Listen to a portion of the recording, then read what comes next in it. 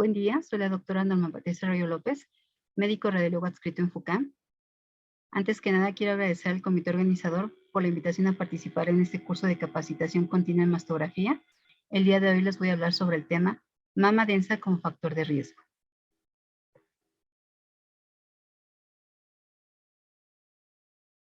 A manera de introducción, la densidad mamaria va a ser la proporción entre la grasa y el tejido fibroglandular en la mama. La imagen mastográfica va a ser la representación de la anatomía mamaria normal y de las alteraciones provocadas por los procesos patológicos, por lo que la imagen va a depender de la cantidad de sus componentes glandular y graso. ¿Qué quiere decir? Que a mayor tejido glandular lo vamos a ver como una mayor radiopacidad y a mayor tejido graso una mayor radiolucidez en nuestra imagen. Los factores que van a influir en la densidad mamaria van a ser la edad, el peso, la terapia hormonal, entre otros.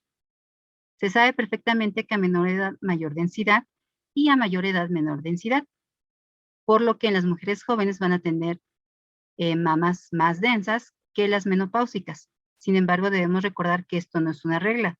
Pueden haber mujeres jóvenes con mama grasa y mujeres menopáusicas con mama densa. Esta variación va a estar dada en los patrones por la exposición a los cambios hormonales endógenos a lo largo de la etapa reproductiva, dado por el desarrollo de estructuras en la mama, que son los lóbulos, los lobulillos y los conductos galactóforos. Durante la menarca, los estrógenos van a encargarse de la proliferación celular y glandular junto con la progesterona, que va a conllevar a un desarrollo lobulillar en la mama. Esto se va a ver reflejado en la mastografía como un área mayor densidad del tejido y conforme avanza la edad, va a iniciar el descenso de estos estímulos hormonales y con ello los cambios cíclicos que llevan a una involución del tejido lobular. Traducido en la mastografía, se ve mayor de lucidez por el reemplazo del tejido graso. Sin embargo, hay pacientes que reciben terapia de reemplazo hormonal y estas van a ser agentes exógenos que van a condicionar efectos similares al de las hormonas de tipo endógeno y van a dar un feedback, por lo que nuevamente va a aumentar la densidad mamaria y este aumento de la densidad puede ser focal, difusa o bien traducirse como zonas de asimetría en la mastografía. Ahora bien, en base a lo anterior, bueno, la mastografía va a tener un papel importante. Sin embargo, aquellos casos donde es una mama heterogéneamente densa o extremadamente densa, el diagnóstico puede resultar complicado. ¿Por qué? Porque no va a permitir una visualización adecuada de las lesiones que pueden permanecer ocultas e incrementar de tamaño, que condiciona un diagnóstico tardío y por lo tanto a etapas más avanzadas. Con ello, un aumento en la morbimortalidad.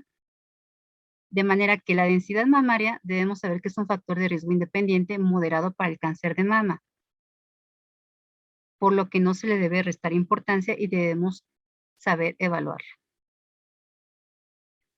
Desde los inicios, la densidad mamaria ha sido evaluada por métodos cualitativos y métodos cuantitativos. La primera clasificación fue dada por Wolf en 1976, que lo clasificó en 4, en un riesgo más bajo, un riesgo alto y un riesgo más alto. Aquí la evaluación, bueno, depende del observador.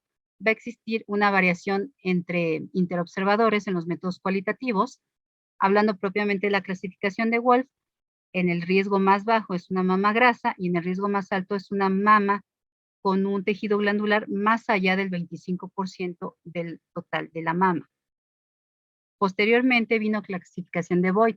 Boyd lo que se encargó fue de asignar diferentes puntajes en base al porcentaje de tejido mamario evaluado de forma cualitativa en 6 categorías, de la A a la F, como podemos ver de la A a un 0% y la F de un 75 a un 100%. Le asignó un riesgo relativo, en la A era de 1 y vemos como en la F es de hasta 5.3 y en la imagen de la derecha lo vemos representado en la mastografía en las 6 categorías asignadas por Boyd. Tenemos la clasificación de BIRATS por el Colegio Americano de Radiología, que la utilizamos actualmente, y esta se encarga de categorizar la densidad en 4 patrones. El tipo A, o mamas predominantemente grasas, El tipo B, sectores dispersos de tejido fibroglandular. El tipo C, o heterogéneamente denso, y el tipo D, extremadamente denso. Por consenso, las mamas tipo C y D son aquellas mamas consideradas como densas, y las tipo A y B, mamas no densas. Haciendo énfasis que en una mama densa, bueno, las lesiones pueden estar ocultas y disminuir la sensibilidad de la mastografía.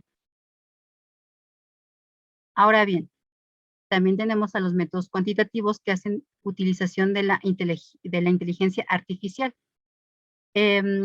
Como mencionamos, los métodos cualitativos van a ser dependiendo del observador, y el objetivo de los métodos de inteligencia artificial es disminuir la variación entre inter e intraobservador, haciendo usos de softwares aprobados por la FDA, que van a encargarse de la evaluación de la densidad mamaria volumétrica de forma automática. ¿Qué hacen estos?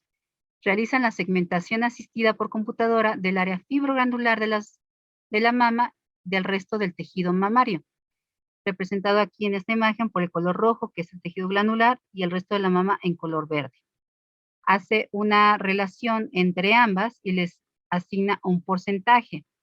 Esos porcentajes van a estar dados en base a la clasificación del ACR del BIRADS.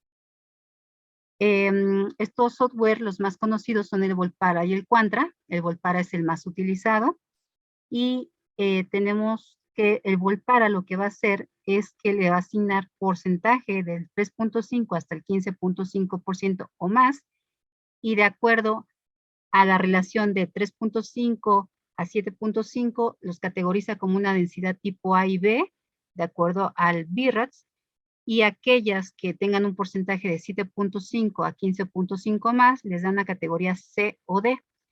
En este ejemplo, de a su lado izquierdo, lo que hace es que tiene la mastografía, evalúa ambas mamas, a cada una le da un porcentaje, hace un promedio y obtiene un total, en este caso de 5.8%, que pertenece a una categoría B.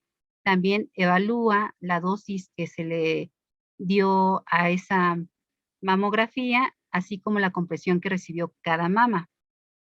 En el lado derecho tenemos otro ejemplo del uso de Volpara, donde se dio un porcentaje de 24.4%. Recordemos que arriba de 15.5 o más ya se considera una categoría C o D.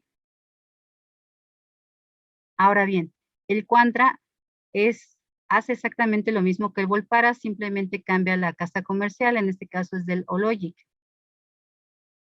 Hay una plataforma que se llama Density ED, que es una aplicación para los radiólogos, donde a través de diferentes módulos se les ponen una serie de estudios de mastografías con diferente nivel de dificultad.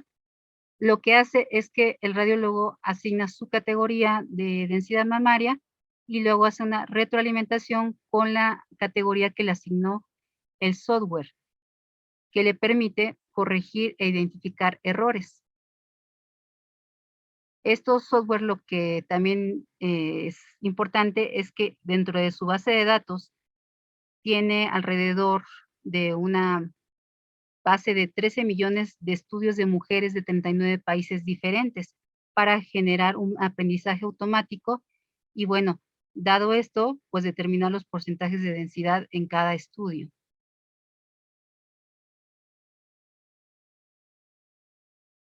Y ahora bien, ¿qué importancia tiene la densidad mamaria? Como ya vimos, aumenta un riesgo del cáncer de mama de 4 a 6 veces y es un factor de riesgo independiente.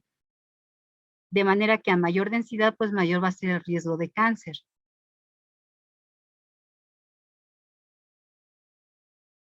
Mencionamos anteriormente que tiene un riesgo relativo, sin embargo, es moderado, a diferencia de otros factores de riesgo como los heredofamiliares, la edad o bien la presencia de mutaciones genéticas, BRCA. La densidad mamaria va a afectar la detección mastográfica en dos formas. Una, a mayor densidad va a disminuir la precisión y también, por otro lado, va a aumentar el efecto de enmascaramiento en aquellos cánceres que pueden estar subyacentes no calcificados. Es decir, aquellos cánceres que tengan la misma densidad que el resto del tejido mamario y por lo tanto aquellas mamas con una abundante tejido extremadamente densas, pues enmascaran estas lesiones. Y a su vez, puede haber superposición con otras estructuras y condicionar en algunos casos falsos positivos. Se menciona que el porcentaje de cánceres de intervalo por este efecto de enmascaramiento, de acuerdo a la OR, es de un 4.7. En la imagen inferior tenemos un recuadro donde compara la sensibilidad de la mastografía y la tasa de rellamado en base a la densidad. Podemos identificar que a mayor densidad disminuye la sensibilidad de la mastografía y por otro lado aumenta la tasa de rellamado en comparación con aquellas mamas grasas.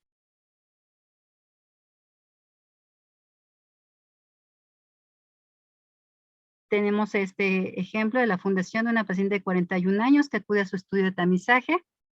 Tenemos las proyecciones craneocaudales y medio oblicuolaterales de mastografía, donde identificamos una densidad heterogéneamente densa, tipo C del ACR,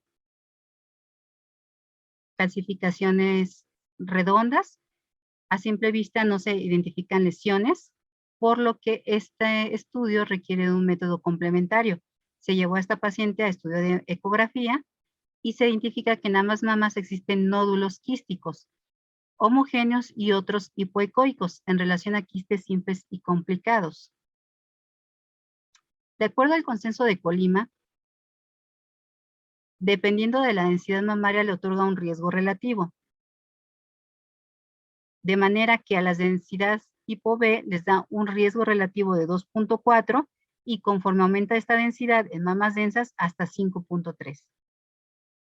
Hay estudios de metaanálisis que evalúan la densidad mamaria como un factor de riesgo. En este caso, en este metaanálisis de 42 estudios se evaluó la densidad mamaria y en asociación con el riesgo de cáncer de mama. Se vieron 14,000 mujeres con cáncer de mama y 226,000 mujeres sin cáncer. A mayor porcentaje de densidad se concluyó que mayor fue el incremento del riesgo de cáncer de mama. Este otro estudio también es un metaanálisis de 3 estudios donde se mide la densidad mamaria en pacientes premenopáusicas y posmenopáusicas. Vemos que el riesgo relativo realmente no varía mucho, 1.37 contra 1.38. Sin embargo, la densidad representa el 39% de cáncer de mama en aquellas pacientes premenopáusicas contra un 26% de aquellas posmenopáusicas. Ahora bien, la mama densa va a cambiar de acuerdo al tipo de población.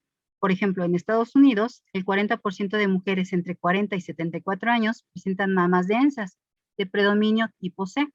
En este recuadro se coloca el porcentaje de acuerdo a cada tipo de densidad y vemos cómo las heterogéneamente densas y extremadamente densas corresponden al 50% de la población.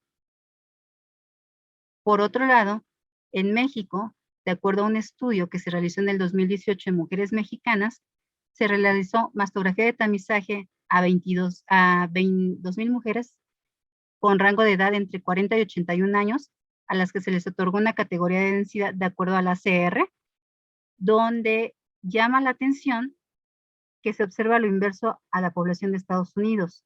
Hay un predominio de mama tipo B. Sin embargo, en cuanto a la edad, se ven que entre los 40 a los 50 años sí predomina la mama densa, representado por el color azul marino y azul cielo C y D respectivamente.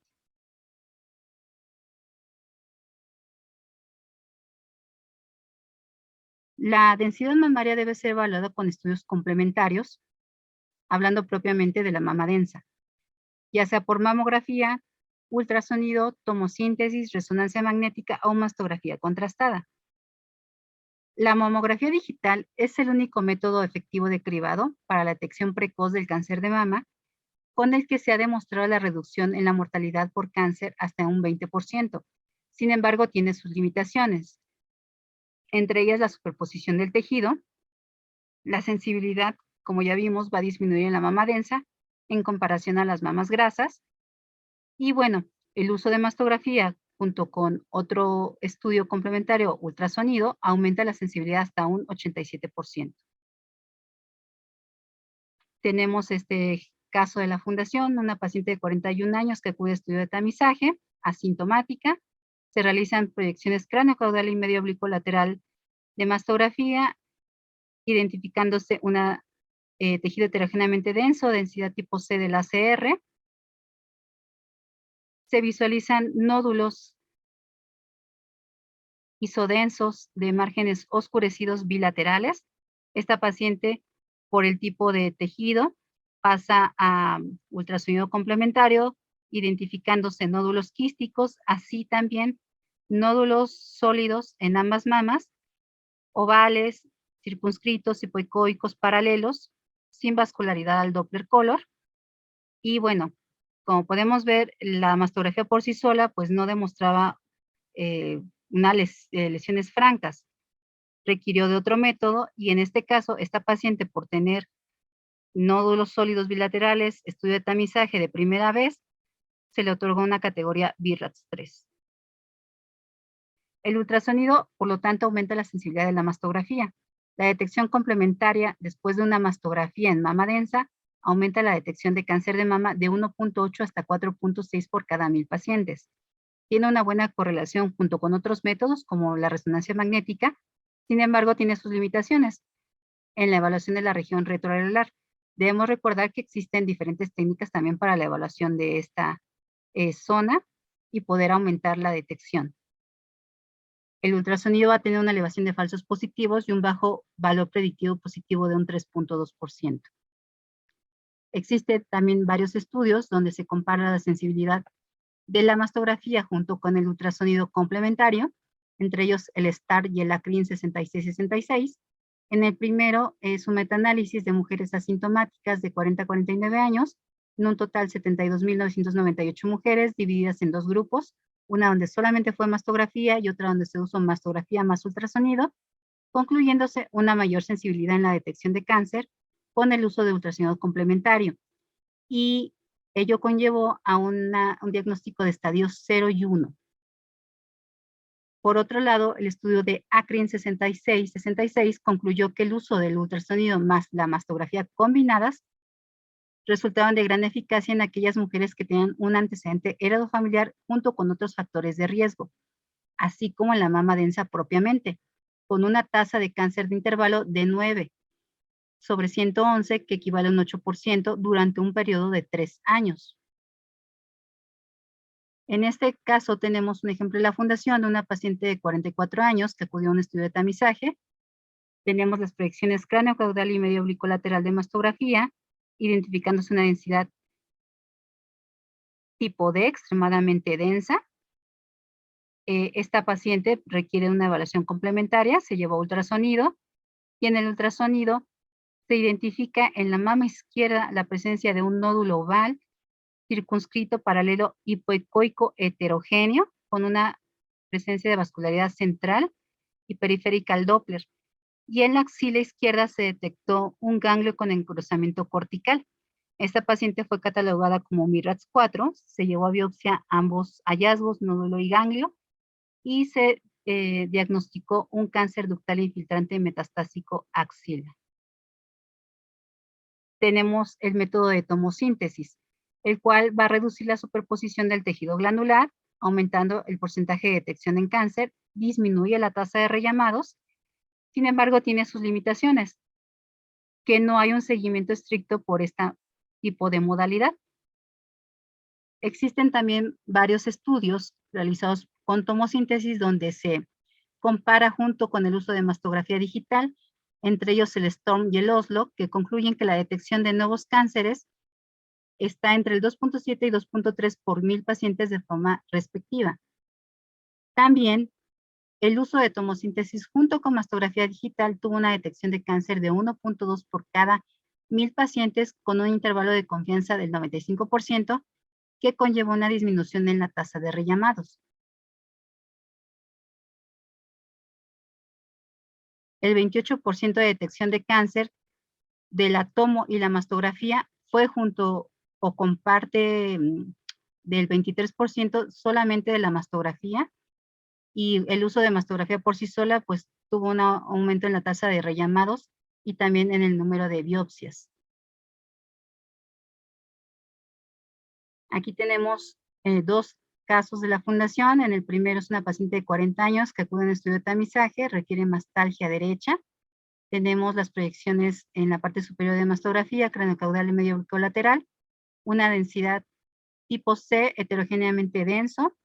Se lleva a estudio de tomosíntesis donde se visualizan de mejor manera en ambas mamas la presencia de nódulos ovales de márgenes oscurecidos. Y por otro lado, en el caso de la derecha, es una paciente de 43 años que acudió a un estudio de tamizaje asintomática. Únicamente les presento la proyección de la mama derecha, lateral, una densidad tipo C, heterogéneamente densa, identificándose en el cuadrante superior una zona de distorsión, que al llevarla al estudio de tomosíntesis se identifica y corrobora perfectamente esta distorsión de la arquitectura. Ambas pacientes fueron estudio complementario de ultrasonido. En la imagen superior tenemos el de la primera paciente de 40 años, donde se identifica en la región periareolar de mama derecha una dilatación ductal con un nódulo hipoecoico intraductal con presencia de vascularidad central y periférica al Doppler color. Esta paciente fue catalogada como un BRAF 4, fue a biopsia y se diagnosticó un cáncer ductal infiltrante. En el caso de abajo, que corresponde a la paciente de la zona de distorsión, se lleva ultrasonido identificándose esta área de distorsión de la arquitectura en el radio de las 2 de la mama derecha, sin vascularidad al Doppler. También se lleva a esta paciente a biopsia y el reporte histopatológico fue una biopsia y fibra adenomatoide. Tenemos este otro caso, paciente de la fundación, 45 años, estudio de tamizaje, proyecciones cráneo-caudal y medio colateral de mastografía, un tejido heterogéneamente denso, densidad tipo C. En ambas mamas se visualiza la presencia de nódulos ovales circunscritos, algunos de bordes oscurecidos e isodensos. Se realiza estudio de tomosíntesis, se corrobora la presencia de estos nódulos de forma bilateral. Se lleva a ultrasonido, identificándose en ambas mamas la presencia de nódulos bilaterales. Sin embargo, en la mama derecha, en el radio de las 12, se identifica este nódulo sólido irregular de márgenes espiculados e hipoecoico con vascularidad en la periferia al Doppler color y en la región axilar de la misma mama un ganglio con engrosamiento cortical. Esta paciente fue catalogada como un BRAF 4C, fue estudio de biopsia de ambos hallazgos y se diagnosticó un carcinoma ductal infiltrante. La resonancia magnética es otro método complementario que permite una mejor diferenciación del tejido graso del fibroglandular. La sensibilidad de mujeres de alto riesgo es de 71 al 100%. No tiene una influencia por la densidad mamaria. Recordemos que la resonancia magnética tiene indicaciones muy específicas. Y también se han hecho metaanálisis, entre ellos el ICER, en el cual se habla sobre una sensibilidad alta de la detección de cánceres de 8 a 36 por cada 1000 pacientes en el uso de la mastografía junto con la resonancia magnética, contra un 3 a 6% por 1000 pacientes solamente con el uso de mastografía. Se obtuvo una especificidad baja y una elevación de los falsos positivos. La resonancia tiene que tener un estudio con el cual se haga una correlación. Esta tiene una tasa de rellamado de 4 veces. El valor predictivo positivo es más alto que la mastografía, de 48% contra un 24%. Tiene sus limitaciones, una que es costosa y otra que no es bien tolerada por muchos pacientes de acuerdo a la posición en la que es realizada este estudio. Se ha evaluado que también por resonancia magnética se pueden hacer análisis cuantitativos de inteligencia artificial, donde nuevamente lo que hace el software es una segmentación de la mama del cuerpo y la segmentación del tejido fibrogranular dentro de la misma. En color rojo tenemos el tejido fibrogranular y en verde el resto del tejido mamario. Aquí tenemos aparte 3 ejemplos donde se visualizan diferentes morfologías y tipos de densidad de tejido mamario. De acuerdo a la posición en la que se realiza este estudio, pues puede haber mucha variabilidad entre una paciente y otra, por lo que a la hora de hacer la segmentación cuantitativa es variable. Toma como referencias anatómicas la zona donde termina el músculo pectoral y el esternón, pero en mamas que son densas y tiene mucho tejido mamario y próximo al tejido o el músculo pectoral, esta exclusión de la zona de segmentación resulta a veces ser difícil.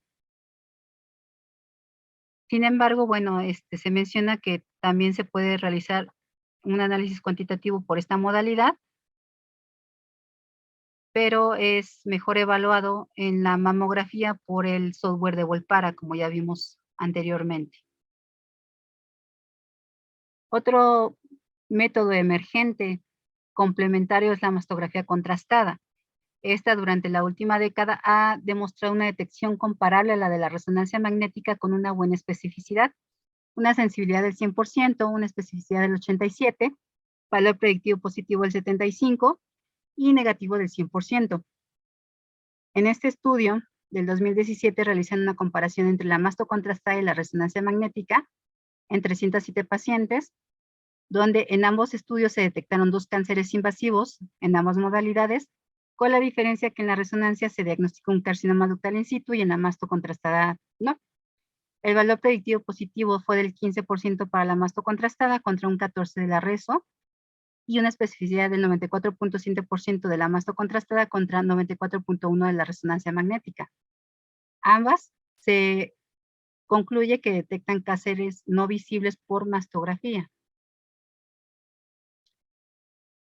Estos 2 estudios también se realizaron comparando el uso de mastografía contrastada y ultrasonido, así como mastografía convencional. En la primera fueron 611 pacientes, 40 a 84 años, 295 tenían antecedentes heredofamiliares y 569 únicamente mama densa, sin ningún otro factor. Hablando propiamente de masto convencional, se vio una sensibilidad del 54 y especificidad del 90% en comparación con la contrastada, que tenía una sensibilidad del 90.5 y especificidad del 76%. Sin embargo, cuando se hace uso de ultrasonido, la sensibilidad es del 90.5 y especificidad del 61%. Este otro estudio compara el uso de mastografía contrastada con ultrasonido en mujeres sintomáticas que tienen mama densa. Fue un estudio realizado en 115 pacientes, donde se obtuvo de la masto contrastada sensibilidad del 93.8, especificidad del 88.1, valor predictivo positivo del 88%, contra predictivo negativo del 93.7%. El ultrasonido por sí solo fue sensibilidad del 90.6, especificidad del 82.1, valor predictivo positivo del 82.9 y negativo del 90.2. El rendimiento diagnóstico de ambas fue similar en la detección de cáncer de mama y se dice que de manera adicional a la masto contrastada se debe hacer uso del ultrasonido. En estos ejemplos de la fundación es una paciente de 46 años con nódulo palpable en la mama derecha. Tenemos las imágenes de baja energía y alta energía de masto contrastada. En la imagen superior podemos ver un tejido heterogéneamente denso, densidad tipo C, identificándose en la interlínea de cuadrantes superiores la presencia de un nódulo oval circunscrito e isodenso. En mama izquierda también se visualizan nódulos de márgenes oscurecidos. En las imágenes de alta energía se aprecia un realce parénquima de fondo mínimo, simétrico, identificándose realces nodulares en la mama derecha, llamando la atención que el nódulo visto en las imágenes de baja energía, aparte de tener un realce nodular, tiene un realce anular y un realce no masa subyacente heterogéneo, que persiste en la proyección lateral. En la mama izquierda también se ve un realce nodular. Esta paciente se lleva ultrasonido y se identifica que el nódulo de mayor tamaño en la mama derecha es un nódulo quístico complejo con un componente sólido mural, escasa vascularidad al Doppler color. En el resto de la mama hay nódulos quísticos y en la zona de realce no masa en la mama derecha se visualizan varias áreas de quistes complicados. Se realiza biopsia del nódulo quístico complejo, se aspira el líquido y se realiza biopsia de la porción sólida, diagnosticándose una neoplasia papilar con atipia. Otro ejemplo, una paciente de 42 años que acude a tamizaje con antecedentes heredofamiliares de cáncer de mama. Tenemos proyecciones de baja energía y alta energía. En la parte superior, un tejido heterogéneamente denso, densidad tipo C. No se visualizan lesiones francas. En las proyecciones de alta energía se aprecian un realce de parénquima de fondo moderado y simétrico, llamando la atención en la mama izquierda, en la interlínea de los cuadrantes. Un realce nodular se lleva a un ultrasonido dirigido y se identifica en mama izquierda la presencia de un nódulo de márgenes indistintos e hipoecoico. Se realiza biopsia de este nódulo y se concluye una adenosis esclerosante e hiperplasia ductal con atipia. Otro ejemplo de una paciente de 45 años, asintomática, con antecedentes heredofamiliares y factor de riesgo, imágenes de baja energía y alta energía. En las de baja energía, una densidad tipo C con múltiples nódulos de márgenes oscurecidos bilaterales. Las proyecciones de alta energía se ve un realce de parénquima de fondo moderado y simétrico, llamando la atención en la mama izquierda estos realces nodulares difusos más evidentes en la proyección cráneo-caudal. Se realiza ultrasonido complementario, identificándose ambas mamas, nódulos quísticos homogéneos, y en el cuadrante superexterno de mama izquierda, en un rastreo dirigido, se identifica este quiste complicado que corresponde al realce nodular visto en la mastografía contrastada. Debemos tomar en cuenta que, por ejemplo, en Estados Unidos existe una legislación de notificación de densidad mamaria a aquellas pacientes que presenten mama tipo C y D, tomando en consideración que habíamos visto en un inicio que ellos tienen el 50% de mamas densas en su población. Desde el 2009 se instauró esta legislación, primero fue Connecticut, seguido en Texas en el 2011, y posteriormente se le agregaron otros estados hasta el 2015. Actualmente son 38 estados, se puede ver en la plataforma de Dense Breast Info, donde los estados en color rosa son 38 que tienen la obligación de informar a la paciente que tiene una mama densa y que requiere de una evaluación complementaria con otro método de estudio para su evaluación. Los estados en color morado son aquellos estados en los que no están obligados a informar, pero bueno, sí a realizar una educación sobre la densidad mamaria, y aquellos estados en color amarillo son los que definitivamente no tienen una legislación y no se avisa sobre la densidad mamaria reportada en los estudios de mastografía.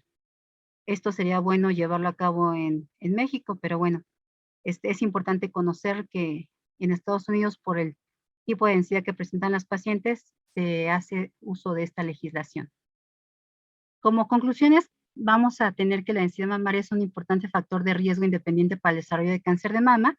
Debido al enmascaramiento que condiciona la densidad, hay una mayor tendencia a un diagnóstico en estadios más avanzados en comparación con aquellas pacientes que tengan mamas grasas, de manera tal que se debe de realizar una evaluación adecuada a través de las diferentes modalidades de las mamas densas para poder dar un diagnóstico oportuno y una evaluación adecuada de cada paciente. Debemos poner más énfasis en aquellas mamas densidad tipo C y D, como ya lo vimos, y bueno, pues sería todo por mi parte. Agradezco su atención. Hasta luego.